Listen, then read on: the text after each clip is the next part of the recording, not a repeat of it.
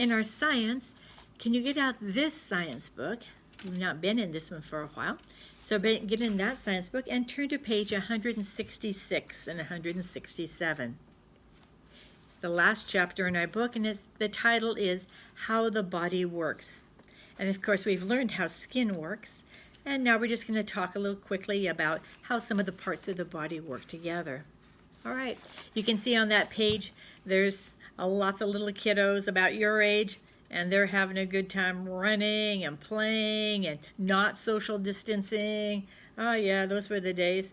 And so we're going to enjoy learning a little bit about the bones of the body. Starting out, we're on page 167, and I'm just going to read these 2 pages so you can read with me. God made the parts of your body. He planned them to work the way they do. Each part has a special job of its own, but parts also work together. Systems are parts of the body that work together to do a job. So one of our first systems is the skeletal system. Your bones are hard parts of your body. Your bones make up your skeleton. You may have seen old dry bones. Those bones are dead, but your bones are alive. They grow and change, and they make new bone. God gave your bones some important jobs. One job is to give support to your body. The set of bones that goes down your back is called your spine. It goes from the top of your neck to below your waist. Your spine gives your body support so you can stand up tall. Your bones have another job. They protect soft parts inside your body. Your skull is a large bone in your head, and it protects your brain. In your chest are bones called ribs. The ribs surround most of your chest. They form your rib cage. Your rib cage protects some important organs of your body. Your heart, lungs, and stomach are protected by your rib cage. So you can see the picture of the boy there, okay? And all of the bones that are in his body. Okay, and he's out there playing soccer. That looks like a fun thing to do. Let's get out our bone, Mr. Bones, right here. It was in your packet a couple weeks ago. It was the first week in the month of May. So get that out for me. And let's just talk a little bit about our head bone up here. We call it a skull, but it has another name, and the name is cranium. Your cranium is your head bone. So can you write that word? Cranium. C-R-A-N-I-U-M.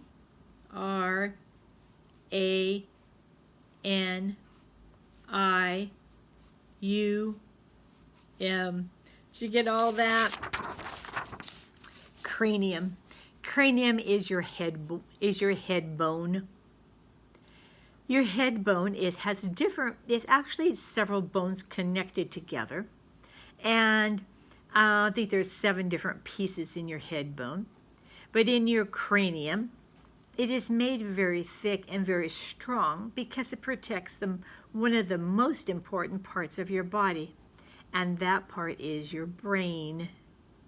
Your cranium can get hurt from time to time, and it can cause a problem in your brain area. One of the problems that can be caused is a thing called a concussion.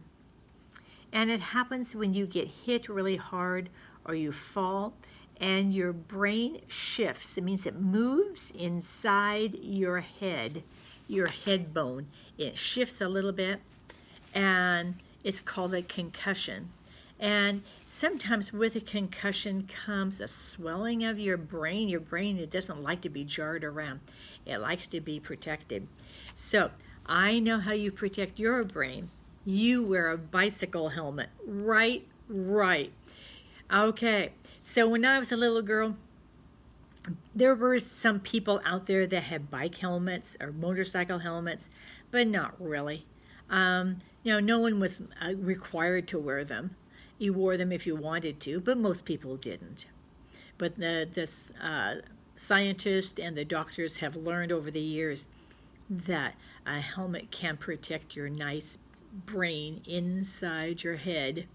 And so they recommend, or sometimes they require, that you wear a helmet when you go out, even if it's not on a bicycle. Sometimes you see helmets at in sports, like in football, or you see helmets at the ice rink where there might be an injury, of a brain injury when you fall.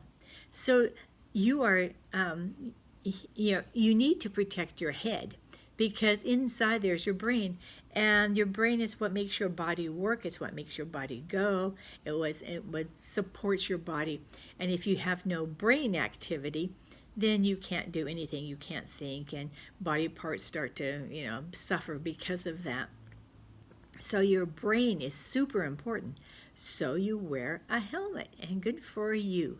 That's your cranium, a very important bone of your body. And as we go down to number 2, this right here is called the mandible. And let's see if I can spell it. MANDIBLE.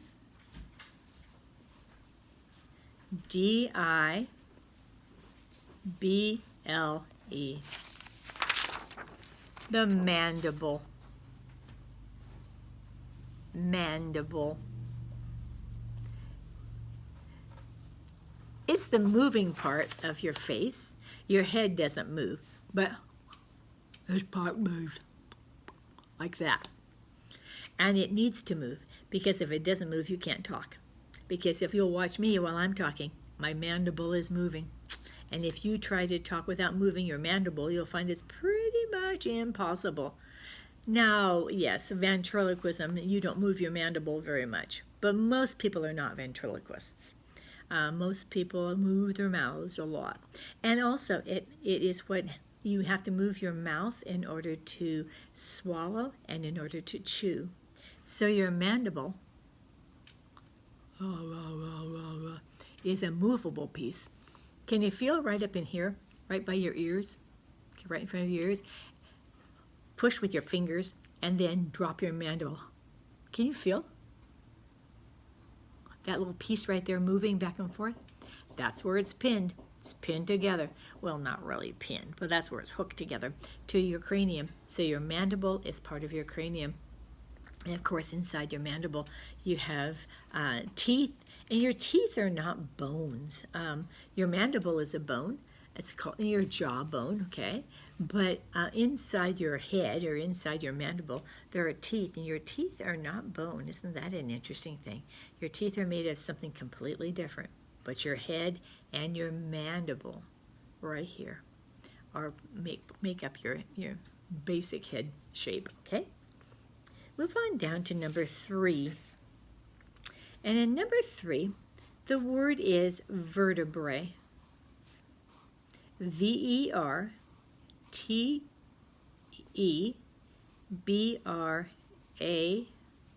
I think there's an E on there. Vertebrae. It's this piece right here, and it goes all the way down. Okay? And your vertebrae is a whole bunch of small bones hooked together. So it's like little bone, little bone, little bone, little bone. And they go down to kind of where you sit in your seater. They go down to little small bones. And that's kind of sometimes that people will say, oh, I hurt my tailbone. Like if you fall hard on the ice, if you're an ice skater and you fall hard, sometimes you hurt your bottom bone. And it's painful. And it takes a long time, it seems like, to kind of heal. It's kind of like it's gotten bruised. Well, those vertebrae, there are your backbone. And they would give your body strength to stand up. And there's lots and lots of problems with vertebrae because there's so many of them. Vertebrae, clear up from your neck, clear down to your seater. And there's a lot of bones.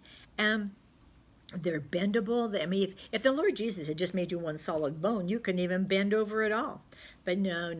He was wiser than that. So he made you a whole bunch of bendy bones so that you can bend over, to kind of like a pipe cleaner, You can bend a pipe cleaner. That's easy.